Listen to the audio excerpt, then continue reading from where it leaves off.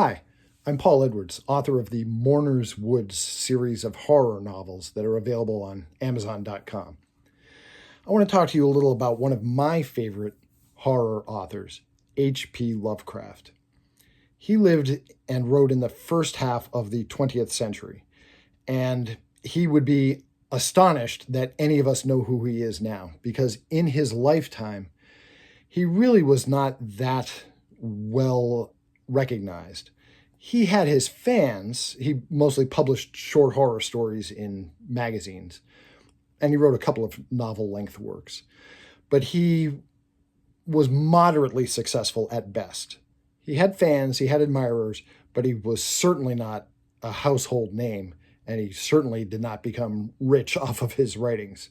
And at the time of his death, he really was not known to the general public. He was only, in a sense, discovered by the public after his death.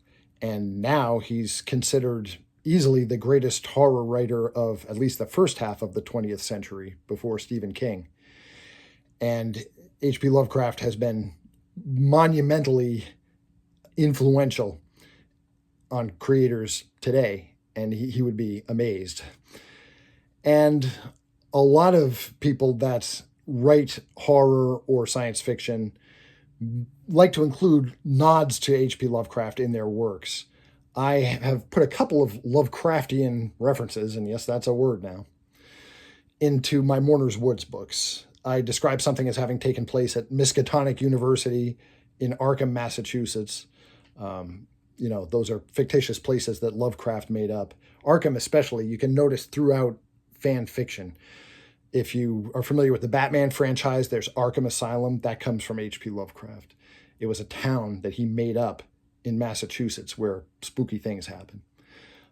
If you watch the 1940s mummy movies, they talk about the priests of Arkham. Again, that's straight out of Lovecraft. If you watch the 1970s TV series Night Gallery, they had tons of H.P. Lovecraft references in there. And so the most obvious Lovecraft reference I have in my books is my reference to Arkham, Massachusetts in Mourner's Woods.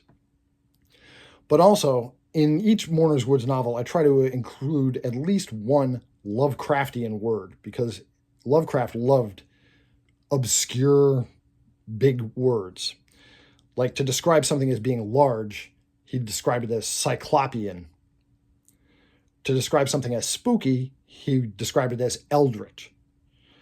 And these were words that, you may read this book or story that he wrote 100 years ago and think, well, this is how people talked back then. No, this is not how people talked back then. Eldritch was a weird word 100 years ago, just like it is now. But it's a Lovecraftian word, and once you are into Lovecraft, you start to notice it more and more in the writings or the films and TV shows that are produced even today. Have a great day.